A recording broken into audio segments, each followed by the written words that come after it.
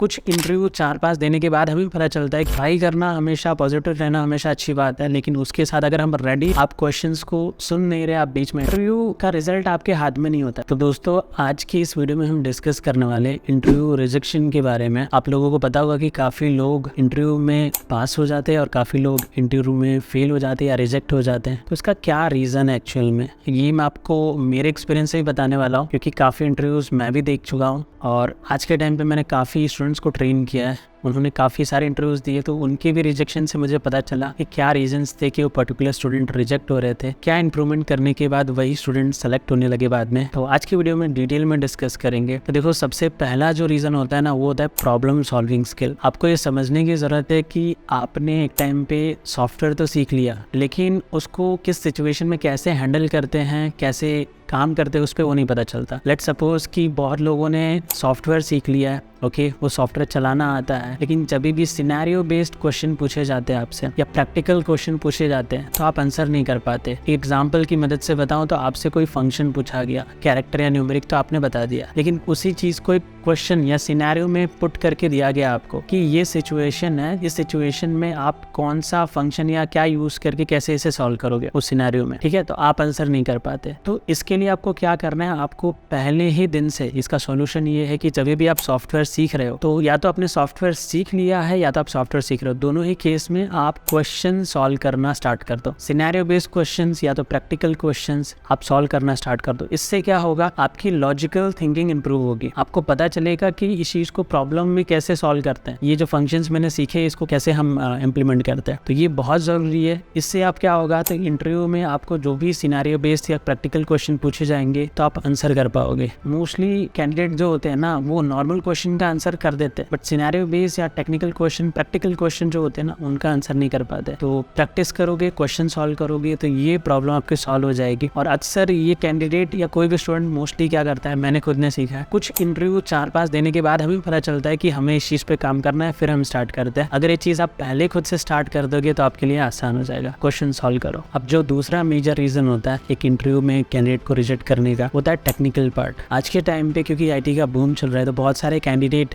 या तो ट्रेनिंग लेने के बाद या तो खुद से सीखने के बाद, हम या आप ऐसा सोचते हैं कि चलो इंटरव्यू दे के देखते हैं, और इंटरव्यू हमें मिल भी जाती है इत्तेफाक से, और हम सोचते हैं कि दे के देखते हैं कि क्या होगा। तो हमने बहुत ज़्यादा प्रैक्टिस नहीं किया है, हमारा टेक्निकल क्लियर नहीं है, हम इंटरव्यू दे रहे हैं तो इंटरव्यू बट ऑब्वियस रिजेक्ट हो जाओगे, क्योंकि आज का टाइम कॉम्पिटिटिव मार्केट है। आज का टाइम ट्राई और एरर वाला मार्केट नहीं है। नो डाउट, ट्राई करना हमेशा, पॉजिटिव रहना हमेशा अच्छी बात है, लेकिन उसके साथ अगर हम रेडी हो तो वो काफ़ी अच्छी बात है। तो आपको ये मेक श्योर करना है कि जब भी आप इंटरव्यू दे रहे हो तो आपका जो टेक्निकल पार्ट है ना, 60% प्योरली क्लियर है। आपका कॉन्सेप्ट एकदम क्लियर होना चाहिए और आपका लॉजिकल क्लियर होना चाहिए। आपको ये पता होना चाहिए कि मैं जो कोड लिख रहा हूँ ये काम कैसे कर रहा है, ये क्या काम कर रहा है और कैसे काम कर रहा है। तो डेली आपको 2 आवर की मिनिमम प्रैक्टिस करनी चाहिए, इवन दो आपका कोर्स खत्म हो चुका है, आपका ट्रेनिंग खत्म हो चुका है, ठीक है, और चल रहा है तो भी। और अगर आप जॉब करते हो, आप बहुत ज़्यादा बिजी हो, तो उस केस में मिनिमम 30 मिनट दो डेली। अगर आप थोड़ा थोड़ा भी करोगे तो आप कनेक्टेड रहोगे। अगर आप छोड़ देते हो, आपको इंटरव्यू नहीं मिल रहे या ऐसे नहीं मिल रहे, तो सिचुएशंस डिफिकल्ट हो जाती है। अब जो तीसरा एक मेजर रीज़न होता है जिसकी वजह से इंटरव्यू में हम रिजेक्ट होते हैं, वो होता है बिहेवियर पार्ट। अब जब मैं बिहेवियर बोल रहा हूँ तो बिहेवियर इनडायरेक्टली कोई रूट तो बिहेव करेगा नहीं, मतलब जानबूझ के, आपको पता है कि इंटरव्यू दे रहे हैं और डिसीजन सामने लेके हाथ में। तो बिहेवियर यानी जो इंटरव्यू था, ओके, उसे ज्वाइन लेट किया 5 मिनट्स बाद या 10 मिनट्स बाद, तो भी बिहेवियर में काउंट होता है। आपका माइक प्रॉपरली काम नहीं कर रहा, आप कैमरा ऑन कर रहे हो, आपका कैमरा ऑन नहीं हो रहा, आपका इंटरनेट वर्क नहीं कर रहा, आपके लैपटॉप की बैटरी लो है, तो ये सारे चीज़ होती है ना, वो एटिकेट्स में या नॉर्मल माना जाता है कि आपने अवॉइड किया। तो ये चीज़ एक नॉर्मल चीज़ है, इनको पहले से रेडी रखो। और कुछ और भी चीज़ होते हैं जैसे कि अच्छे से ग्रीट ना करना, आप क्वेश्चंस को सुन नहीं रहे, आप बीच में इंटरप्ट कर रहे हो। तो इन सभी का सॉल्यूशन यही है कि आप अपने लैपटॉप को चार्ज रखो, मीटिंग को 30 मिनट्स पहले ज्वाइन करो, एक प्रॉपर इन्वायरमेंट में बैठ के इंटरव्यू को दो, और जब भी इंटरव्यू होता है तो अच्छे से ग्रीट करो इंटरव्यूअर को। क्वेश्चंस वो जो आपसे पूछ रहे हैं उसको पूरा सुनो। आपको अगर वो क्वेश्चन है, कोई डाउट है, तो उनका क्वेश्चन कंप्लीट होने के बाद आप पूछो कि okay sir, I am having this doubt, am I right, और लाइक ऐसा करके पूछ सकते हो। तो ये चीज़ें बिहेवियर में काउंट होती है। उसके बाद जो नेक्स्ट रीज़न है जिसकी वजह से कैंडिडेट अक्सर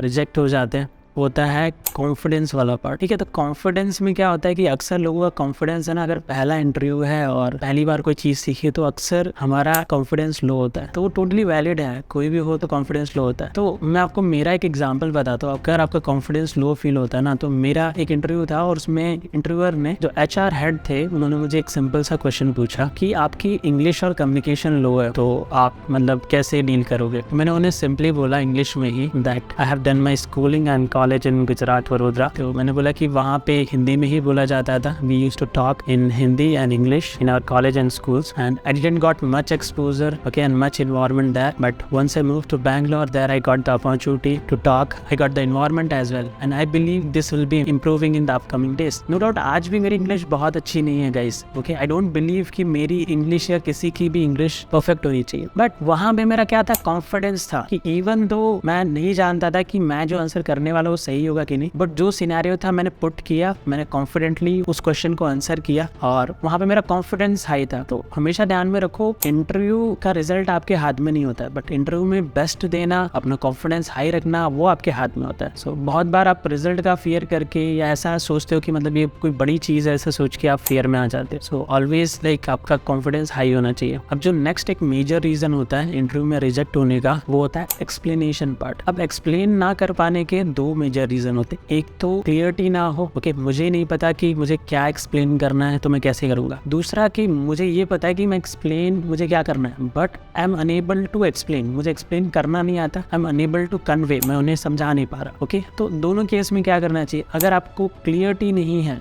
ओके, पता ही नहीं है कि क्या एक्सप्लेन करना है, तो आपको सारे टॉपिक्स में पहले ही बता चुका हूँ कि क्लियर होने चाहिए जो भी आपने पढ़ा है, कि कौन से टॉपिक के अंदर क्या आता है, फंक्शंस कितने हैं, कंडीशनल स्टेटमेंट क्या है, ऑपरेटर्स क्या है, उसके अंदर कितने ऑपरेटर्स हैं, स्टेटमेंट क्या है, मैक्रोस के टाइप क्या है। तो टॉपिक क्लियर होनी चाहिए, उसके अंदर क्या है, कितने टाइप से, वो सारी चीज़ें क्लियर होनी चाहिए। सेकंड चीज़, अगर आपको एक्सप्लेन नहीं करना आ रहा, कन्वे नहीं करना आ रहा, तो मोस्टली वहाँ पे एक रीज़न हो सकता है आपका कम्युनिकेशन भी अच्छा नहीं हो। तो इम्प्रूव करने के लिए आप बुक्स को रीड कर सकते हो, बहुत सारी बुक्स है, जो भी आपको पसंद है वो बुक को रीड करो। वेब सीरीज़ है इंग्लिश में, उन्हें देखो, मूवीज़ हैं उन्हें देखो। ऐसा करने से विद इन 15 डेज और 1 मंथ में आपको अच्छा खासा इंप्रूवमेंट आएगा, बट कंसिस्टेंसी रखनी पड़ेगी, ये चीज ध्यान में रखना। ऑन टॉप ऑफ दैट मैं आपके 2 बोनस टिप देता हूँ। पहला बोनस टिप, जब भी आपका इंटरव्यू एंड होता है, आप इंटरव्यूअर से फीडबैक जरूर लेना। Can you tell me how can I improve my self और which are the things I should improve, मतलब कैसे मैं इम्प्रूव करूँ या क्या चीजें मुझे इम्प्रूव करनी चाहिए, ये सवाल कर सकते हो। और अगर आपको मौका मिलता है तो आप इंटरव्यूअर से उनका इंट्रोडक्शन भी जरूर लेना, तो उनके जर्नी के बारे में आपको जानने मिलेगा और उनकी जर्नी से आपको हेल्प मिलेगी कैसे आप अपनी जर्नी को कंटिन्यू कर सकते हो, कैसे उन्होंने स्टार्ट किया था, ओके। तो ये कुछ चीज़ें थी गाइज। एंड लास्ट में ये भी बताता हूँ कि आज ही बट क्या हुआ कि मेरे कुछ कैंडिडेट से बात चलने लगी और वो बात मतलब लंबी हो गई। मेरे ही कुछ स्टूडेंट थे, अभी जस्ट 1 घंटे पहले 2 स्टूडेंट का सिलेक्शन हुआ, वर्ल्ड के टॉप कंपनीज में हुआ, एक का फाइजर में हुआ, एक का एफिकेसी में। दोनों ही काफ़ी अच्छी कंपनीज है। और जैसा कि आप सबको पता होगा, मैं एक सॉफ्टवेयर पे ट्रेनिंग देता हूँ SaaS। मैं उन स्टूडेंट का भी इंटरव्यू ले आऊँगा ताकि उनके जरिए भी आपको पता चले उनका एक्सपीरियंस। उन्हें मैंने ट्रेन किया था एक सॉफ्टवेयर पे SaaS। जैसा कि मैंने बताया कि आपको मैं काफ़ी स्टूडेंट को ट्रेन कर चुका हूं, तो आपको भी कोई कैरियर गाइडेंस या काउंसलिंग के रिलेटेड कोई भी क्वेश्चन हो तो मुझे 1-to-1 काउंसलिंग के थ्रू कनेक्ट कर सकते हो। इस चैनल के अबाउट सेक्शन में आपको 1-to-1 काउंसलिंग का ऑप्शन मिल जाएगा, इस वीडियो के डिस्क्रिप्शन में भी। और कोई नॉर्मल क्वेश्चन हो तो आप मुझे कमेंट में भी पूछ सकते हो। तो आशा करता हूँ वीडियो आपको पसंद आई हो, तो लाइक और सब्सक्राइब जरूर करना। मिलते हैं अगली वीडियो में, तब तक के लिए बाय बाय दोस्तों।